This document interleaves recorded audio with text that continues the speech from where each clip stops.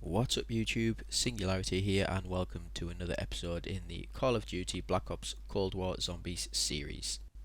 And in this one we're going to be taking a look at the brand new Dark Ops challenge which was introduced in Season 2 called Breakthrough. And for that we are going to have to play the new Outbreak map and complete 10 objectives before exfilling in a single game. So we're just going to have a look at what sort of loadout you might want to choose with your field upgrade as well, and some hints and tips which might help you get all the way to that 10th objective and exfil.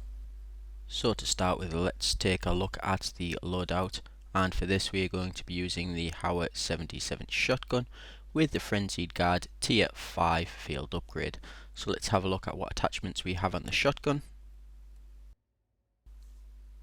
So as you can see, we don't have an optic on there because that's not required. We have the infantry V-choke for that 70% tighter ADS spread, and that's on the muzzle. I wouldn't recommend the agency choke because of the reduction in damage range. Gun with a task force barrel for that extra damage. Ember sighting point on the body for that increased salvage. Stanek 8-round tube for that increased magazine size, and the marathon pad just to help us move around the map that little bit quicker.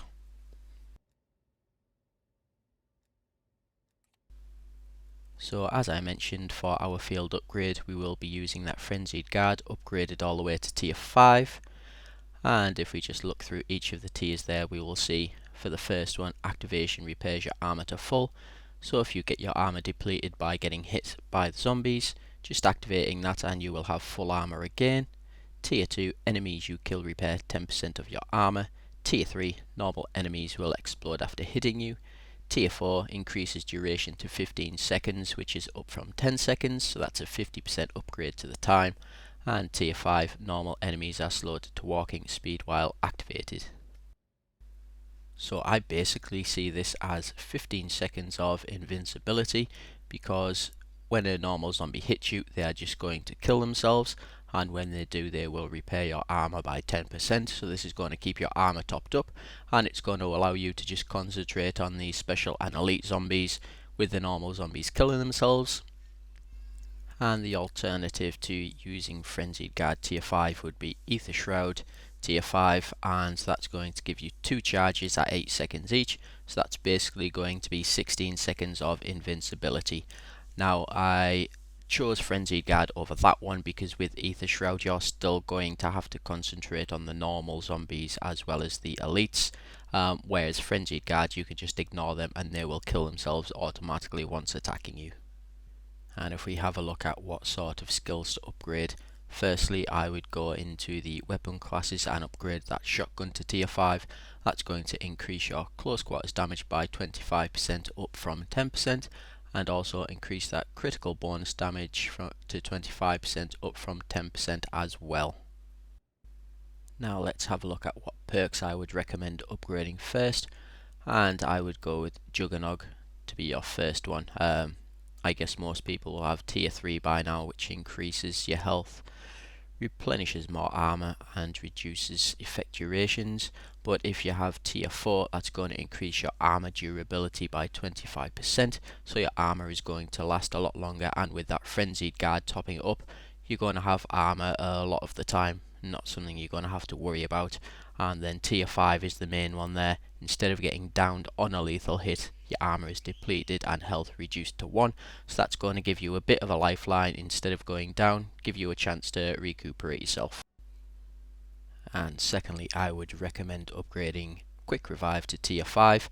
Tier 4 is not going to do much with us in solos, but that tier 5, killing an enemy while downed will revive you and remove the Quick Revive perk. So that's basically going to give us an opportunity to get revived and not have to use our Quick Revive or Tombstone. You can revive yourself and still keep those 2 perks. And I would recommend upgrading Elemental Pop to at least tier 4, which is going to increase the elemental weakness damage by 50%. So that's going to let the ammo mods on your weapon do more damage. And then Deadshot Daiquiri I would recommend upgrading that to tier 5 as well, because that's going to increase your critical bonus damage by 10%, and then executive hits on the same enemy is going to deal 2% more damage up to 20%. So especially on those elites, like your Megatons, doing an extra 20% damage on those is going to help quite a lot. And then moving over to the ammo mods, the two I would recommend firstly are Deadwire, upgrading that to tier 5. That's going to allow special enemies to be stunned, and then for tier 5 on stun, that arcs to spread to another 5 nearby enemies. Now this is really overpowered for wiping out trains of zombies. I know it's not really as useful in this scenario trying to do this challenge, but if you're training zombies on D Machine or Firebase C, that's going to wipe out a whole train in seconds, no problem. And secondly, upgrading that Brain Rot to tier 5. Tier 4 is going to allow special enemies to be turned, so that's going to be things like Mimics and Tempests. And tier 5, Unturned Enemy Death. That enemy explodes and turns 3 nearby enemies. Now that's really good for this challenge because it's going to allow you to have 3 enemies on your side, killing other enemies in, especially on the holdout objectives, pretty tight spaces, and it's going to be pretty good. So let's move over to the gameplay and see what sort of hints and tips I can give you to help you do this challenge. And firstly, the first 2 rounds I would definitely recommend doing all the side objectives that you can. I think I got lucky in this first map, it actually gave me all 3 side objectives to do, and as you know, the first round is the easiest out of all the rounds, so you're going to want to use this to your advantage and get as many points and as much salvage as you can.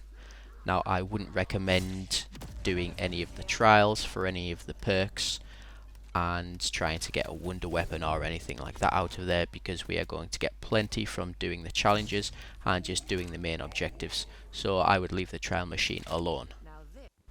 Secondly, I also would not bother with the mystery box, because this shotgun is going to be our primary weapon for the majority, and then in those later rounds we're guaranteed to be getting wonder weapon drops from the elites. I think in my run for this game and doing the 10 rounds, I got 3 or 4 ray guns, I got several ray Ks and a die machine, so getting a secondary weapon is really no problem, because we are going to get one later on in those later rounds, because the difficulties increase, they do drop a lot more often from the elites. So that means we're going to have to use our points to upgrade our weapon and buy perks. Now obviously we are going to get some perks from doing these side quests and the main objectives and killing those elites, so points really aren't an issue, especially later on. You could go down and buy all your perks again and you're still going to have plenty of points left over. So we've done our main objective, all our side objectives, and we're just going to show you what you can spend your points on. I had 15,900 there, which was plenty. We pack-a-punched our weapon to level 1. We got our dead wire ammo. I would recommend the brain rot for this, especially if upgraded to tier 5, and that's left some points over to get 2 perks. I went with quick revive and juggernog. Also we got some armor from one of our side quests as well, and that left our salvage to be used to upgrade our weapon to uncommon. So end of round 1, we've got 3 perks, pack-a-punched the weapon, upgraded the weapon, and we have some armor. So we're just going to skip forward now to the end of round 2 just to see how we're doing after doing all those side quests as well. So here we are at the end of round 2, we've done all side quests and main objective. We have 23,780 to spend, so we're going to go ahead, pack-a-punch that weapon to tier 2. I don't think we have enough salvage at the moment to upgrade armor and weapon, so we have prioritized that armor over that weapon because we do need a bit of survivability. We're going to get the elemental pop tier 4 and going to get stamina up tier 5 just to help us move around the map that little bit quicker. So here we are at the end of round 3, and in this round we didn't bother doing any side quests at all. We did go straight for the main objective, and that is the only thing we did this round, which gave us over 13,000 points, and by this time we do have enough salvage to be able to upgrade our weapon another 2 times. So we're going to do that. We don't have enough to get tier 3 armor, but that is okay for now. We should be able to get that next round, and we've got 13,960 points left. Having a look at the perks that we need there, none of those were very important, so we are going to save our points to get that third Pack-a-Punch for tier 3. And now we're just going to skip forwards towards the later rounds, and I think round 8, which is where we get one of the hardest objectives, which is the Holdout, and we're just going to show you how to set up for that. So it was actually round 9 when we got that Holdout objective, and this is by far the hardest one that you're going to get out of all of them. The rest of them shouldn't really pose you any problem. If you want to know how each of those objectives go and which ones you could get, I do have a video on those, so you can go take a look at that. But as you can see by this point, we have all 7 of those perks. We have our shotgun upgraded to legendary, and we have it pack-a-punched all the way to tier 3, so we cannot get this weapon or any more perks or anything more than we can. This is the highest they go, and I would highly recommend the Death Machine kill streak, because in these holdout objectives you are unable to use your air supports, so you can't use your chopper gunner to get you out of a sticky situation. You can only use ones that are ground based, so things like your sentry gun or the Death Machine, and I highly recommend the Death Machine because that does an absolute ton of damage against the elite zombies. We also have our field upgrade ready if we should need it to help us survive, and as you can see, this dead wire perk here, it's not great because one, it kind of blocks your path. If you get a dead wire activate in front of the doorway, for example, in that little room, you could get stuck in there, and again on the outside when you're electrocuting those zombies, they are still going to be pulling those barriers down.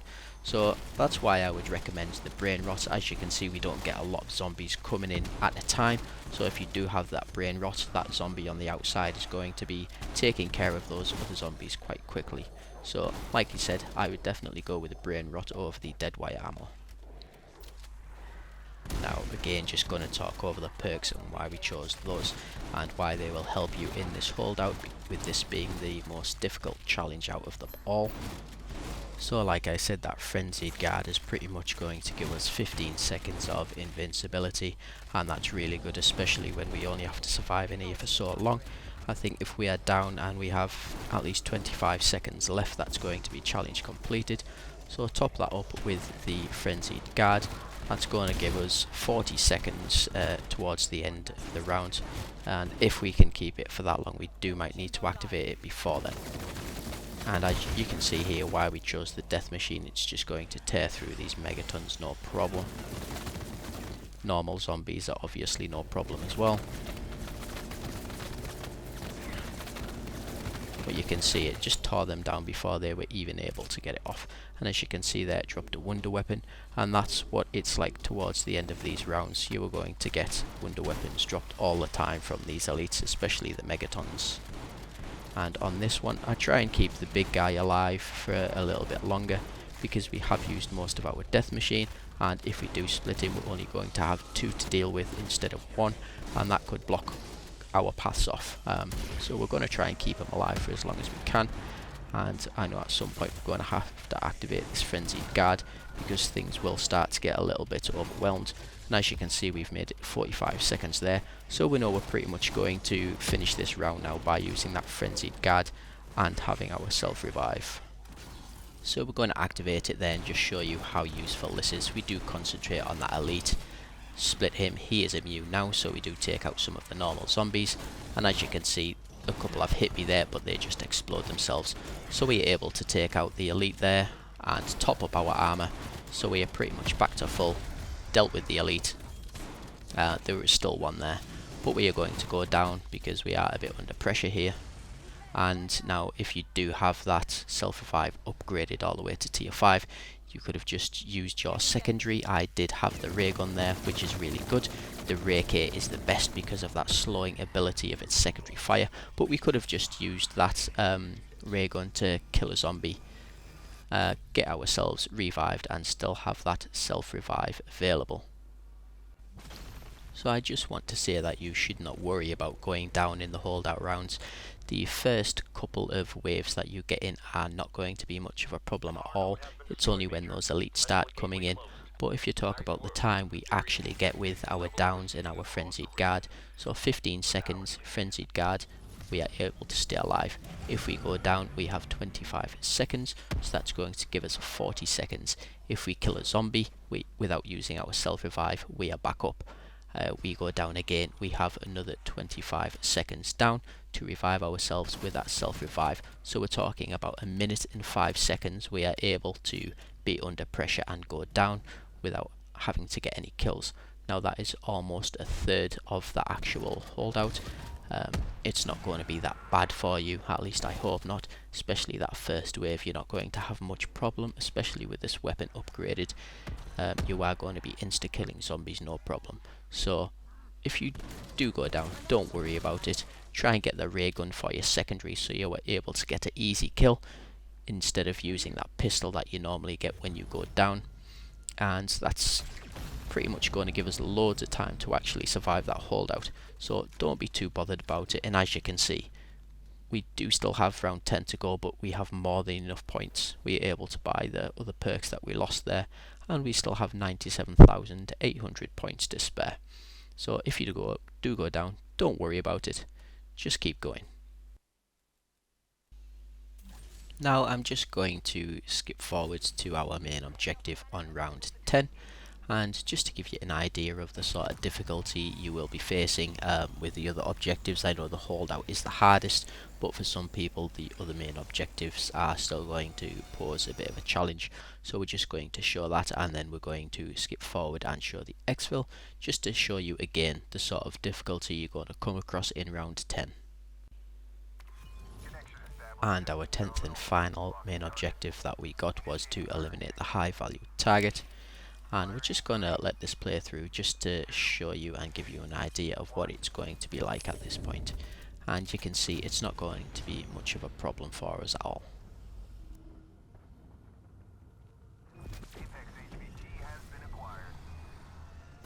Strike team, bury the son of a bitch. Multiple threats inbound.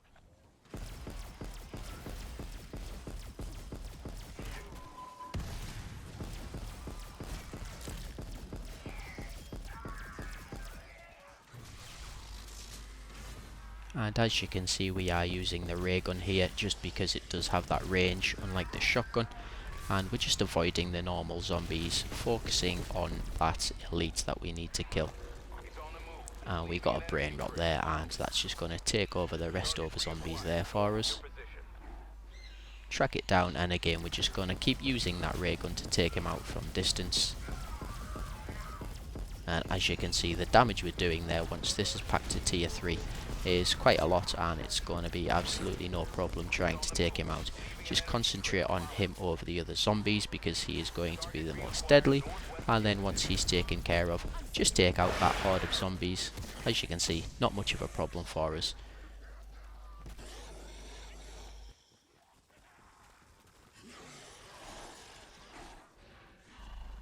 And hunt him down again for the third and final time.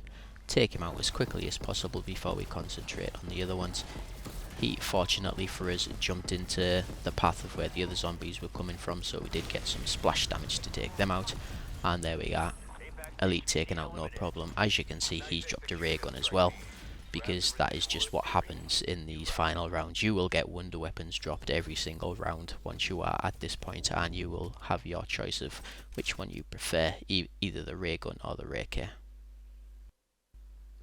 And as you can see, for our kill streak, we did switch from the death machine to the chopper gunner, because when outside, that is going to give us that little bit of lifeline. If we get overwhelmed, we can just pop that chopper gunner, take them out from the air, and keeping ourselves alive. So all we have to do now we have completed that 10th objective is to activate the anomaly and exfil. We do not need to go to the next round. All we have to do is complete those 10 objectives. So now we have completed those because we are on round 10. All we need to do is exfil. So we're going to skip forward and just to show you what that's like at this point in round 10. So after interacting with the anomaly, go over to the beacon, and instead of selecting warp, we want to select exfil, and that's going to destroy the beacon and highlight an exfil point for us.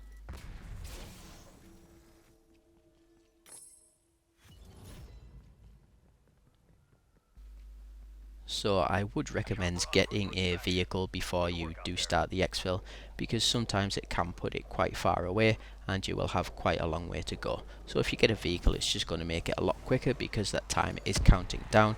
You want to get to the exfil point as quickly as possible. So that is also why we just ignore all of these zombies that are chasing us. Apart from this guy, we take him out because they are pretty annoying. So here we are in the exfil site, 23 zombies, but we are going to see that increase with those ones that have followed us here. When they do follow you and get inside that zone, that number does increase. We're going to activate our field upgrade there to keep us alive, allowing us to concentrate on these elites. And you're just going to see how good dead wire is here. We put 2 shots into that horde of zombies and that dead wire has just taken out every one of those. So that upgraded to tier 5 is absolutely insane against hordes of zombies like that. And all we have now is a couple of elites and 1 more zombie to take out. And we're just going to use our ray gun. You can use that or the shotgun, it doesn't really matter. Both do the trick to kill these zombies. They're not going to be any trouble for you whatsoever.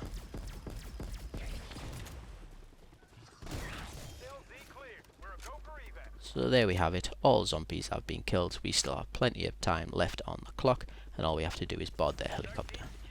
And there we go, breakthrough challenge completed. As you can see, we got the XP and we got the calling card on the right hand side there, letting us know that that challenge has been completed. If this guide has helped you in any way, please drop a like on the video, and if there are any more tips that you would like or any questions you need answered, drop a comment and I will try and answer them as best as I can. And if you want to see more content like this in the future, hit that subscribe button and turn on notifications to know when a new video goes live. And I will see you in the next one.